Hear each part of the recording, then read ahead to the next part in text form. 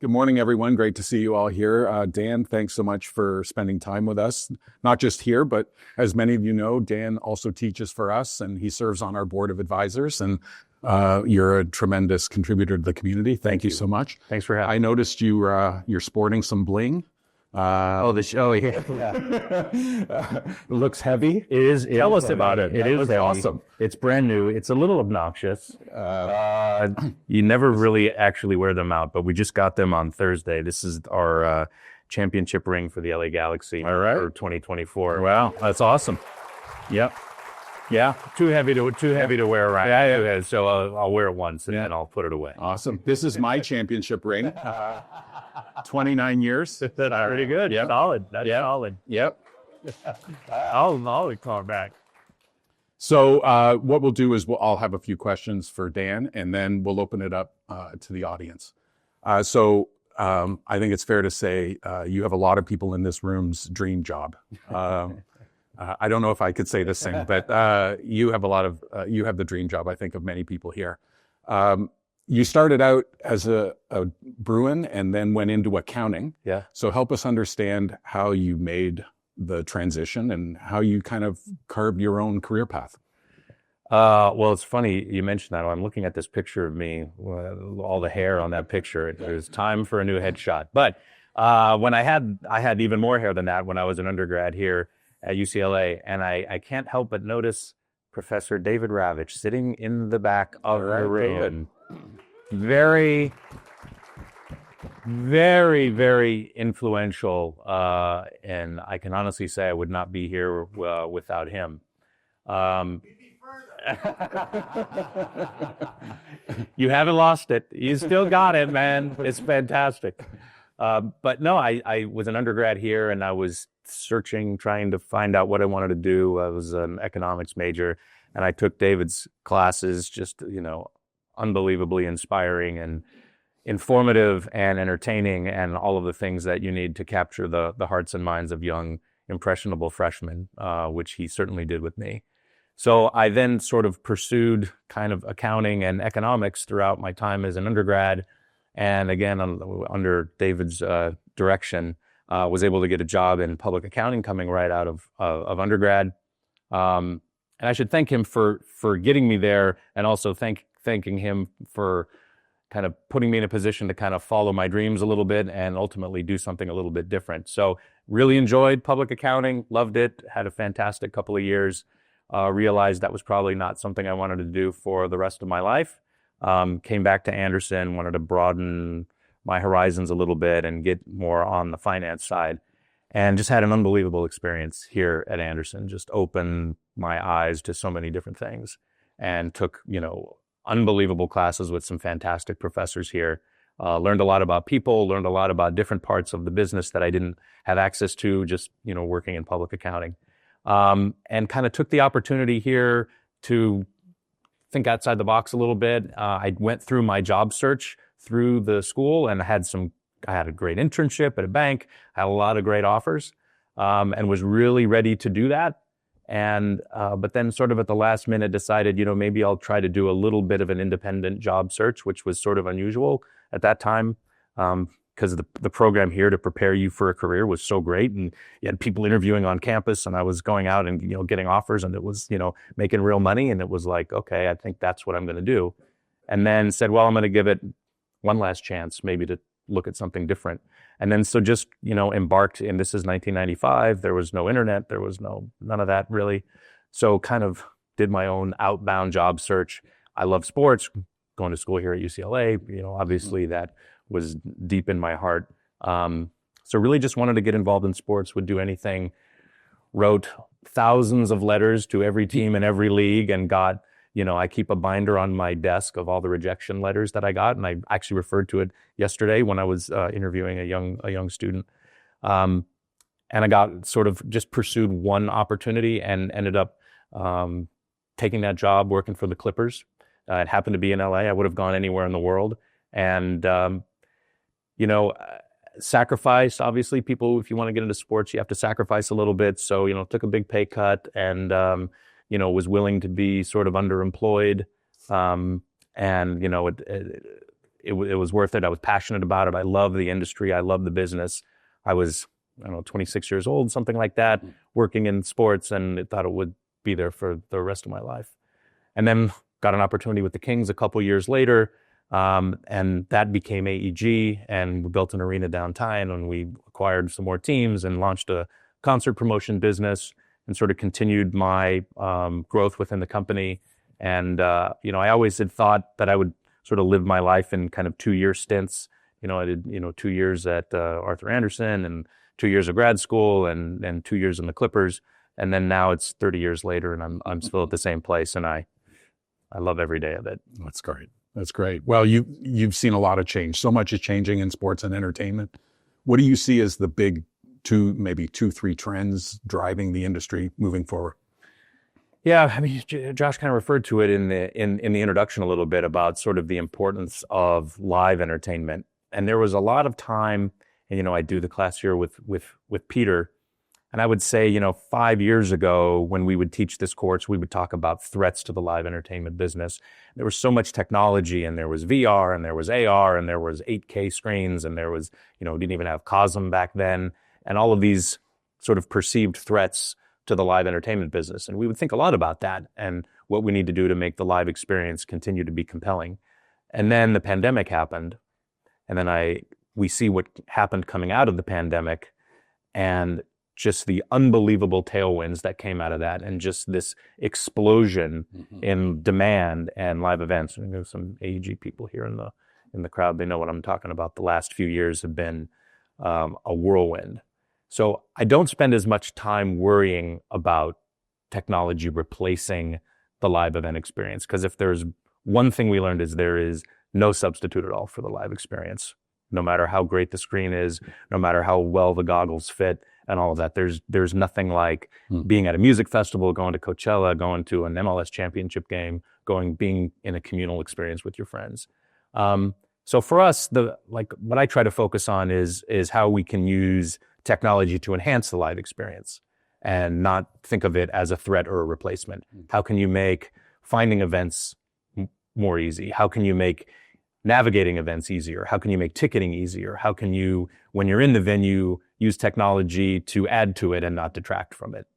And I think about just ticketing alone and how that has changed, how you discover events, how you get your tickets. If you were coming to a game 10 years ago, you would call and say, oh, can I want to get tickets for this event. And I would make 3 phone calls, and I would print something out, and I would put it in an envelope, and I'd run it down to Will Call and say, my friend Tony's coming to the game. And then you'd get there 20 minutes early and wait in a long line. And now if someone asked me for tickets, I would take my phone out and I would ask for your phone number, and I would make 3 taps, and you would have your ticket, and that's it. And it's just, that's happened sort of time and time again throughout the event life cycle, through discovery, the event itself, and post-event. Well, you mentioned COVID, and we in higher education here at Anderson, it was an extraordinarily challenging time. Everything about education had to be transformed. You had to pivot in really every respect. And when I was feeling down, I was about how difficult all of this was. I thought about you, and I thought, you have it worse. It get worse. What could be worse than being in live entertainment and sports and having COVID hit? So tell us a bit about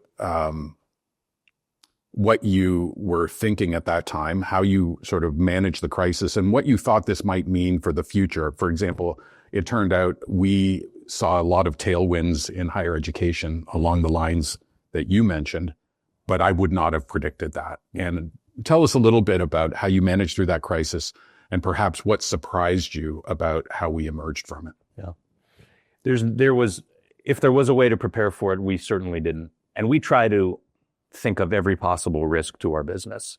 We think, unfortunately, we're in the mass gathering business, so we have to think about unfortunate things like terrorist attacks or casualty events or fires or earthquakes or riots. We think about natural disasters. We think about all of the things that could disrupt our business. We did not have this one on the map anywhere. And I mean, it was devastating, and there's some AEG people here, so they kind of know what it was like. There was no handbook, like what to do when, there was no precedent. There was no plan in place. So this was all happening real time. And we thought, this could be the end of our industry. I mean, if this is the end to mass gatherings, we are all in on mass gatherings. Yeah. I mean, there's no plan B for our company. There's no streaming alternative. There's no nothing. So this was a threat to our entire industry. And we went from, literally $6 billion in revenue to zero revenue overnight. And we went to a complete zero revenue environment with no path out of it and no understanding. Is this 3 weeks? Is it 6 weeks? Is it 6 months? Is it 2 years? So we had to figure it out as we went. And we were talking earlier about the teams in Los Angeles, and we all came together and as partners with each other with a common goal of how do we save our industry? How do we navigate through this? And the only thing that I could sort of attack it with is transparency and honesty with our people. There are people here that work for us, and they would see me get on a live stream using my phone with, 10,000 people. And a lot of times saying, I don't know. I don't know what the answer is. I can't tell you when we're going to be back. I don't know what we're going to do. Try to answer the questions you did and be transparent and honest with what we didn't know. And I think we, all things considered, it was clumsy at times, but I think we navigated it pretty well. I think we were confident that we were going to come out of it. I think we wanted to keep everybody in place as best we could, try to treat people fairly. We kept our workforce in place for the most part. There was some mitigation that we had to do, but when you go to zero revenue and you have $1 billion in expenses, you have to sort of be responsible and manage that. But the way we came out of it was like nothing we had ever anticipated. Because what we were thinking is, okay, when it became clear at some point, okay, we're going to come out of this, we thought, how long is it going to take to get back to where we were in 2019? That was the big plan. Is it going to take 3 years? Are people going to be apprehensive? We had partial capacity events that were okay, not great. And we thought, well, okay, it's going to take a while. This is going to be a slow ramp up. And then when we could start having full capacity events, it blew past what we had done in 2019 in overnight. I mean, it was overwhelming. And it made me really grateful that we kept everybody, because there are a lot of companies that said, okay, we're going to downsize and furlough and we're going to lay a lot of people off. And we would not have been able to hit the ground running the way we did with all of the artists that had not toured in 2 years. Right. And they all had to go because they got to eat, their crews got to eat, their stagehands, the band. So everybody went out, and people were so desperate to go to live events. You and I could have played a concert and it would have sold out coming out of the gate. You would have been shocked at the way tickets were flying. So, are there things we would have done differently? Maybe as we kind of stumbled through it, but I don't know. I think the way things came back gave me faith in the industry that we were going to be back. And frankly, that wave has lasted for a good 3 years. I think things are starting to settle a little bit, but for the most part, it's still kind of the roaring 20s. And the biggest event perhaps of them all is coming here in 28. And yeah. I know you're deeply involved in Olympics LA 28. Tell us a bit about your involvement, but also how the Olympics can have a lasting impact on the city rather than just, entertain us for the 3 weeks that it's going on.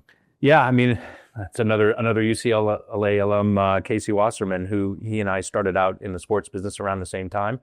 He had a fledgling arena football team at the then Staples Center, and I got to know him a lot back then. This is probably 30 years ago. And I think when he and I talk about the Olympics and we think about the impact that LA 84 had, because we were both, he and I were both kids in LA at the time, and the Olympics back then had a big impact on both of us. So I was excited to be able to get to work with him. And I think he wants the legacy of 2028 to be like it was in 84, which we're still, the LA 84 Foundation is still having an impact today. And it's, decades later. So I think his commitment to it, the city's commitment to it is pretty incredible.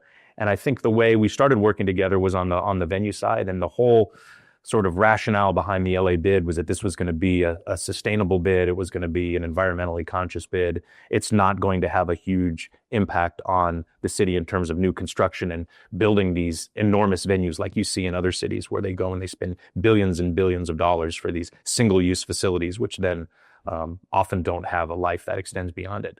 So we are fortunate enough to have a big venue footprint in Los Angeles, in particular between the venue cluster we have in downtown and then the one that we have in the South Bay.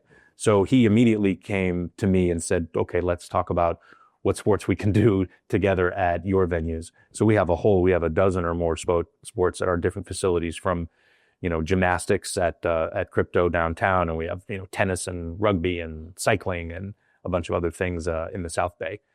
So that's where it started and became, along with UCLA as being a major, anchor partner. There were, I think, 3 or 4 partnerships he wanted to do right out of the gate. Universal, USC, UCLA, and AEG, I think, were the first partnerships that he did. And then more recently, we sort of grew that relationship and became the exclusive ticketing partner through our ticketing company, Access. Right. So that was announced, I don't know, maybe a year or so ago. So that I'm excited about that too, to be, on the technology side and on the data side, and really help them kind of build the games out and make sure that they're well attended in LA. So we're excited to have kind of both a venue relationship and a ticketing relationship. Well, you mentioned data and technology. As you know, we are prioritizing the development of those kinds of capabilities in our students, understanding the power of data, new technologies like AI. And sports was kind of at the forefront of a lot of this, especially when it came to player evaluation and so on. But tell us a bit about how you're using data and technologies like AI at AEG. Yeah, I love the accounting background that I got here, but if I were a student today, or if I was advising students where a lot of opportunity lies, I would definitely look into an analytics program or a data program at Anderson or elsewhere, because I think, when I look at the investments that we're making as a company, and I think about how different that was from not even 20 years ago, but even 10 years ago.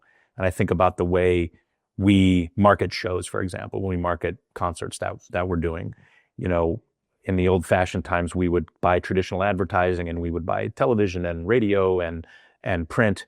And that has gone the way of the dinosaur now. There are just, other than a couple of legacy artists, if when we do a Rolling Stones tour, we'll take out a full page ad to appeal to that demographic and give them something to frame and put on their wall. But other than that, I mean, we are all in with building out our data capabilities and our digital marketing platform. And we are spending hundreds of millions of dollars building that platform, because that's really the only way to market today. And I think it's, it's the present and it's the future. And it's where we're sort of all in on that. And it starts with ticketing. And it starts in really making compelling offers to people that are meaningful to them, and understanding and building a profile and our data records and what the information that we can capture, and making meaningful offers and actionable offers, and not getting bombarded with things that are not relevant to you. And it's very targeted, and it's way above my head, that's for sure. I mean, I'm not anywhere close to smart enough to understand the way that our people market shows these days, but it's really incredible, and I encourage people to make the investment there, because that's where we're making our investments. Okay. Well, I know you're also making big investments in global growth. Yeah. Talk a little bit about the big opportunities globally in the sort of the global ecosystem of sports.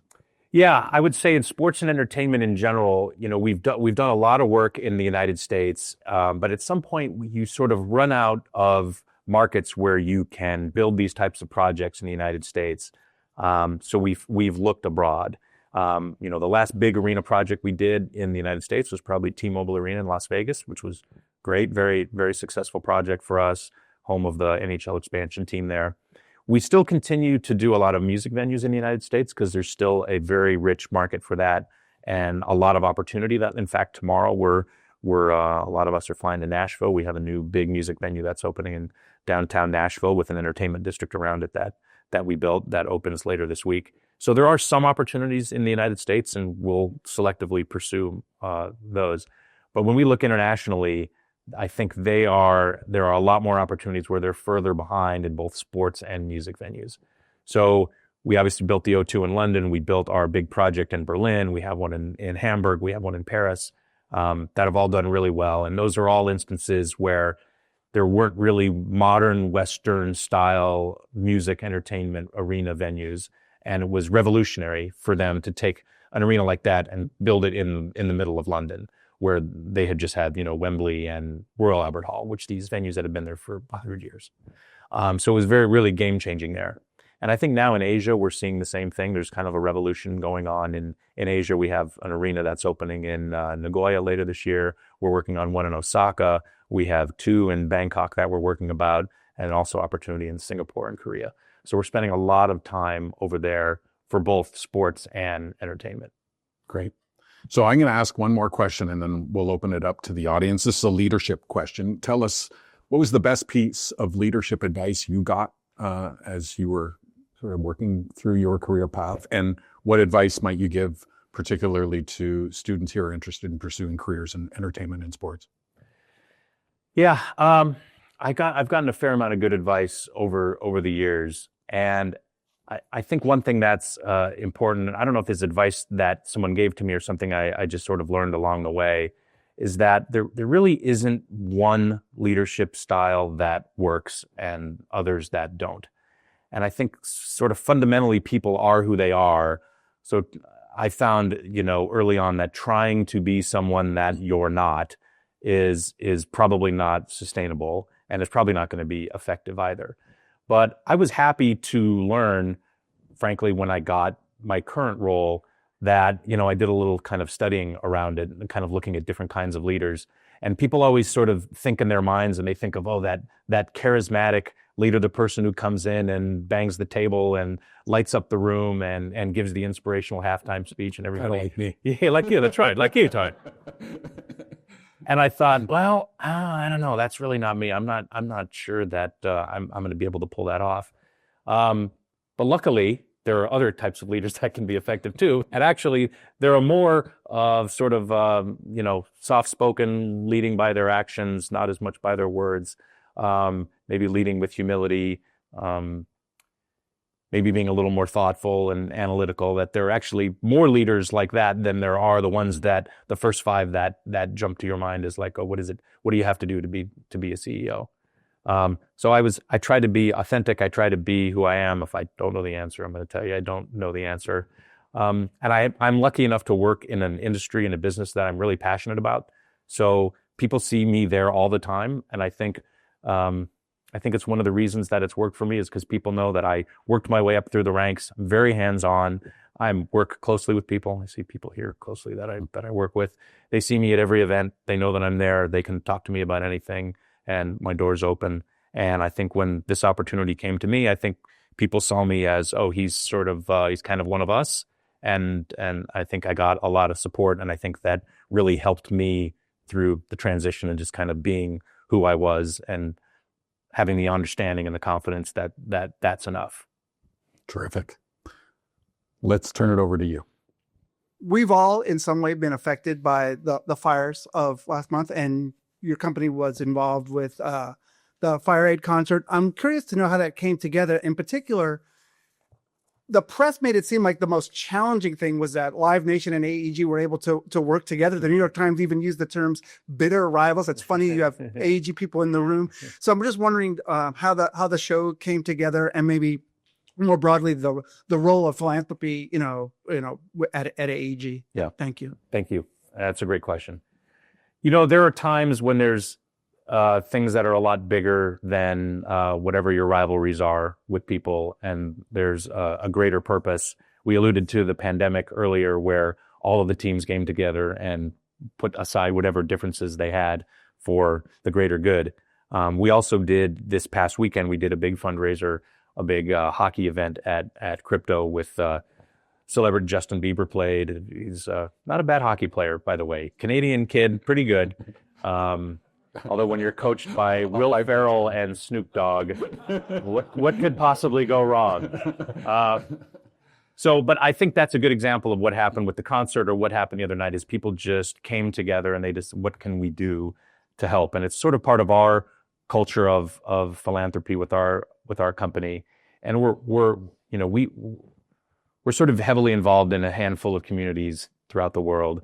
And we found that to be successful, to become as deeply entrenched as possible as you can in the communities where you operate, especially when we're abroad and we're this kind of the Americans going and building a project in Germany or building a project in London. It's easy to be dismissive of the Americans. So we try to invest a lot in the community and really create a presence for ourselves years before and really have an impact and really show up in the community. And, everybody, the AEG people here know we all do community service. We all do community events. It's part of our culture, really. And I think it's really a key part of our success in doing these projects, because we have a big impact on these communities. We ask a lot from them. We ask a lot from the cities that we do business in. So I think we really have to make it our home and really invest in it. But specifically to answer your question, I think there's things that are bigger than rivalries. Great. As a double Bruin, how has the UCLA network played a role in your career, and what advice do you give to executive MBA, full-time MBAs, for building meaningful connections within the Bruin community? Yeah, it's a great question. And, I'm probably not the poster child who has done the best job, certainly early in my career, of utilizing that network. I have amazing friends and relationships that I developed when I was here. In fact, one of my best friends from Anderson lives in Rome, and my daughter was just with her last night. My daughter's an exchange student in Rome now, so they had dinner together last night. But I have so many friends. I see another friend here in the front row. But I'm probably not the poster child for how do you use your relationships to advance your career. I probably could have done better there, frankly. I could have utilized the network a lot better. But later on, I'm always a Bruin. And when I got the opportunity to come back to the school and work with one of the professors here, Peter Guber, who was actually a professor of mine. He doesn't like this. I see some of my students, they'll attest to it. It makes him feel a little bit old, but I took his class, in 1993 or whatever it was. And now I get to teach with him, and I've been doing that for the last 10 years or so. So when I had a chance to do that and get back on campus, I jumped at it, because it's a very special place. But the Bruin network is incredible. And when I look at the board of advisors and I look at the unbelievable wealth of success and talent there, it's pretty compelling. So I probably should have and could have done a better job at utilizing the network for my career. But the relationships, they last forever. You were talking about the Olympics, and one of the things that's always discussed around that is economic impact. And I was thinking about broader economic impact and, all the ancillary upstream and downstream purchases customers make around attending an event, and as it applies to a discrete event attendance, so like a one-off concert. I'm just kind of wondering how you and AEG broadly think about the opportunity around integrating that, like maybe creating an end-to-end experience and packaging those things together, or strategically, are you more focused on, on site, giving the best experience possible and not really worried about transpo and hospitality and all of the other things that go into that? So there are some companies. So we've been engaged as a venue and as a ticketing provider. There was a separate RFP that was issued and awarded related to sort of hospitality and packaging. And it's a huge business. It is a massive business. There's a big contract for World Cup and another huge contract for all of the Olympics, including LA 28. In fact, the company does actually both of them.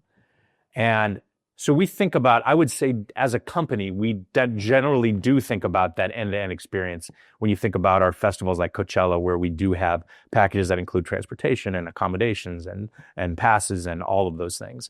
So that is a really big business, especially now where sort of the high end of the market is, whether it's for a big, whether we're doing the Taylor Swift tour, whether we're doing Coachella, there is tremendous appetite at the high end of the market to deliver, I would say, unique experiences at a premium. I would say for the Olympics specifically, we're working closely with them on the inventory and creating these packages. And we obviously, with our real estate, have some very natural pieces that go along with it. For downtown, we have our hotels, we have the JW, and we have the Ritz-Carlton. On site in our venues, we have all kinds of hospitality spaces with our clubs and our suites and our restaurants and different places to activate for both, I would say, fans and sponsors. So I'd say we're working closely with them. It's not just, issuing a ticket and coming in the front door. I would say we're definitely working on kind of the broader experience. And with ticketing, it's especially important because the event really starts when they search for and they win the lottery and they get a chance to buy a ticket. So the event is going to start in a few months for people who are buying tickets to the Olympics. And that's the way we think about the event life cycle. It starts when you buy your ticket, and it doesn't end until long after you go and you're, experiencing social media and recaps and other sort of offerings that we can give you as part of the event. But I would say specifically for hospitality, there's a very lucrative contract that was awarded to them that I know they're going to do very well with packaging kind of all the other elements of that together. Hello, thanks for being here. My name is Theo Rosenstein. I'm a full-time first-year MBA here at Anderson. So I'm curious how AEG is making operations more sustainable and efficient across your 350 venues and 22,000 annual live events, specifically thinking about how events use substantial energy, generate lots of trash, lots of emissions, and then, as you mentioned, the risks from climate change, of more prevalent natural disasters as well as pandemics. Yep. Great question. We have, I would say there are a few ways that we've committed to this. And we started our One Earth, our sustainability effort probably, 12 years ago. And we have a combination of older venues and new venues. So I would say when I think about new venues, like the one I'm going to tomorrow in Nashville, I would say we thankfully are able to build that into our sustainability initiatives into that. And we've set goals. We have a sustainability report that I can get to you that outlines the goals that we've created. I know our PR department is here, and I know she has a copy of it. But we, I think, have been at the forefront because, early on in our facility management business, we participated in a lot of RFPs. So it was really important that when we're participating in these with cities, that we were really on the leading edge when it comes to sustainability. So when we build our venues, we're very conscious to build in all of the things that you would want in terms of energy efficiency and alternate energy sources and LED lights and waterless urinals, things that you have to think about. With our older venues, we have to think about how do we invest capital and how do we retrofit things in order to kind of be more sustainable. So like even at what was then Staples Center, we, after the fact, put in solar panels, we put in alternate fuel cells, we have a dehumidification system that we put in place that captures water from the air that we use for our ice and elsewhere in the building. And then a lot of it falls sort of on our operational practices. As much as we will spend the capital that we need to be as efficiently and minimize our footprint as much as we can, but a lot of it is operational. So we did a deal last year where we're using all reusable cups. It's called our cup. I don't know if you've seen it before, but so if you go in and you get one now, we have all our cups, and there's a place where those are recycled and cleaned and reused. So I would say with our legacy venues, it leans more heavily on investing incremental capital and operational procedures. And with new venues, it's more factored into the design and the build.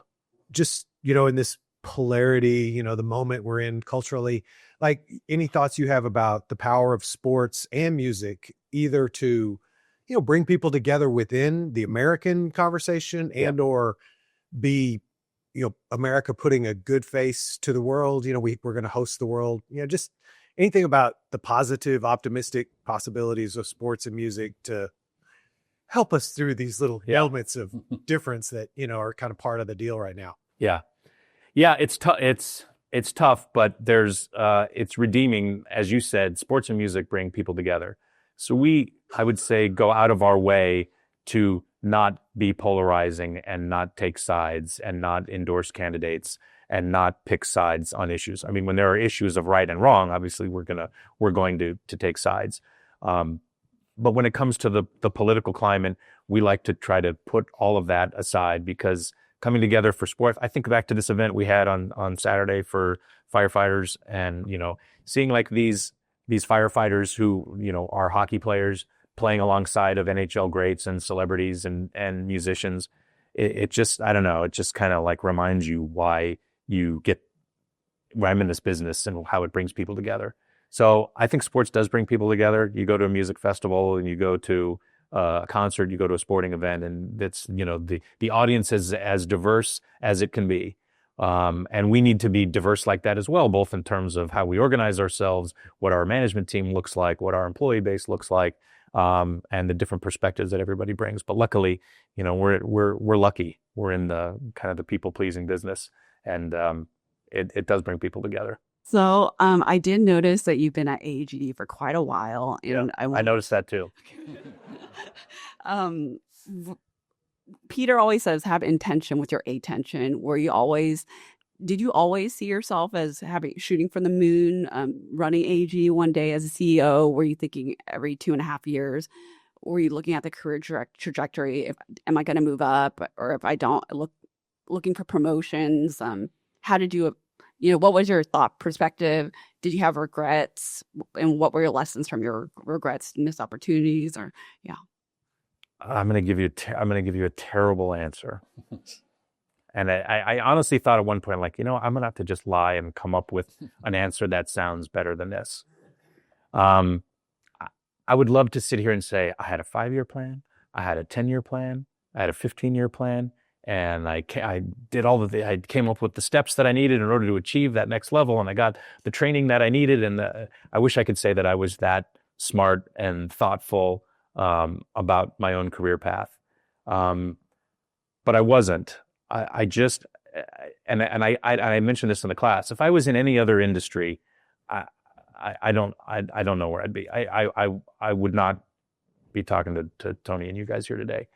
I think this is just something that I enjoy and I love it, and I work at it. I'm there every day and I'm there every night because I love it and I want to learn more about it and I want to continue to grow and get better at what I do. And I don't know how to say that. I'd love to tell people, like, work hard at something that you love at and the opportunities will come to you. And that's sort of been my experience with it. I know that there's a lot of luck that comes a lot with that as well. And hopefully I just try to be in a position to make the most of the opportunity that comes my way. But I was never seeking, I was never asking, what do I need? I want to get to here. What do I need to do that? I just was sort of in the moment and doing whatever needed to be done. I guess that would be the other maybe bit of advice, if I could dare give advice, is we always sort of joke about, doing whatever it takes. And if I have to set up chairs at a concert because we have a quick turn, then I'll do it.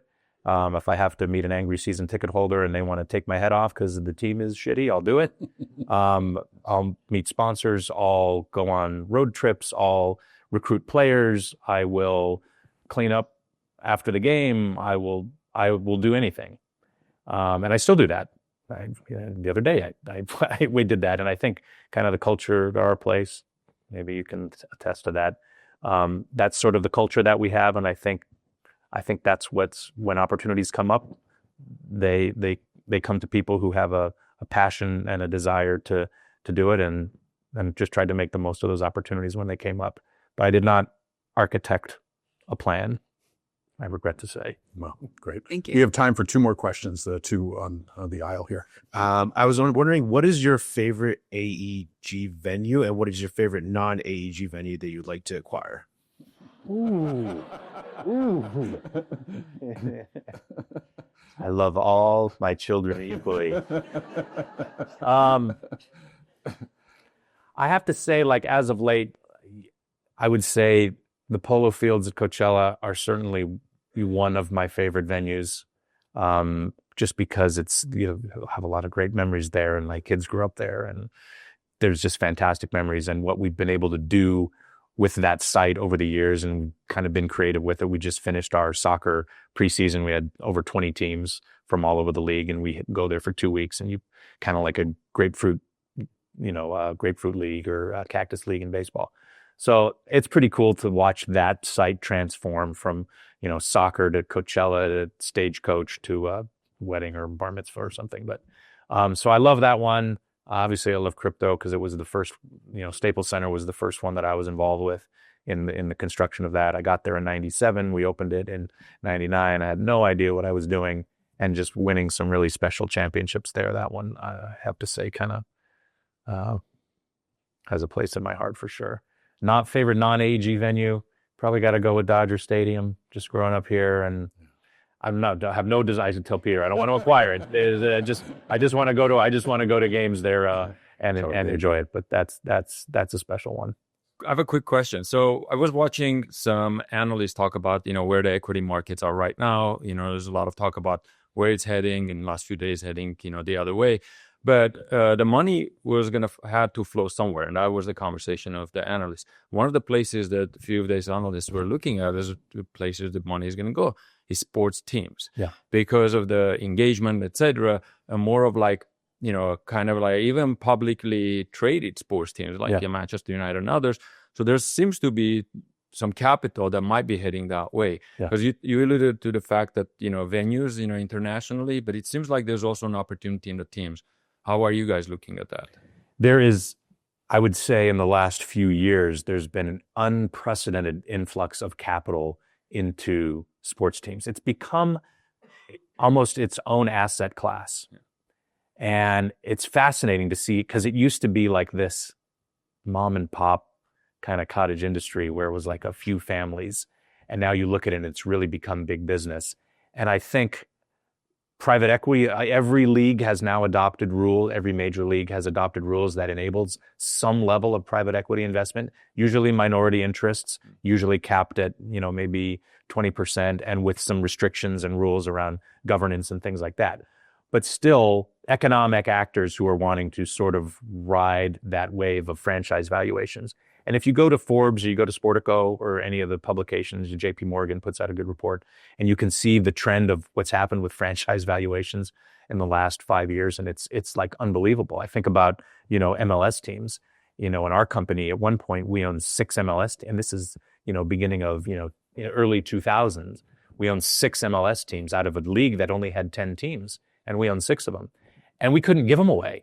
I mean, we were trying to get people to just buy them and operate them, and we were selling them for these like paltry sums. And now you look, and the Galaxy is just valued at $1 billion, and 20 years ago it wasn't worth anything.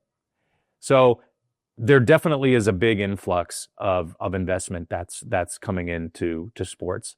And that's one of the things that's driving its professionalism in terms of how these sports are run, because you have sophisticated financial investors who don't want it run like the mom and pop business maybe that it's run like. So kind of go back to what I was saying about the role of data and analytics and sort of driving the business and driving new revenue streams and acquiring players more intelligently using analytics. So it's really fundamentally changed the way the businesses are run compared to when I got in the business, when it was very much, run like a small business. But I think it's going to continue to go, and everybody thinks that the values are going to plateau, and everybody, thinks they should have cashed out 3 years ago or 5 years ago. And, I just think you look at the amount of capital, there's a very limited number of these things. It's sort of the ultimate status symbol. It's not like, buying a plane or buying a boat or a yacht or something. There's only X number of them. And I think the valuations, as far as I can tell, are going to keep going as long as the fundamentals continue to support it. Well, great. Well, thank you all. Thank you all for participating. Thank you, Dan, so much. Thank you. Yeah.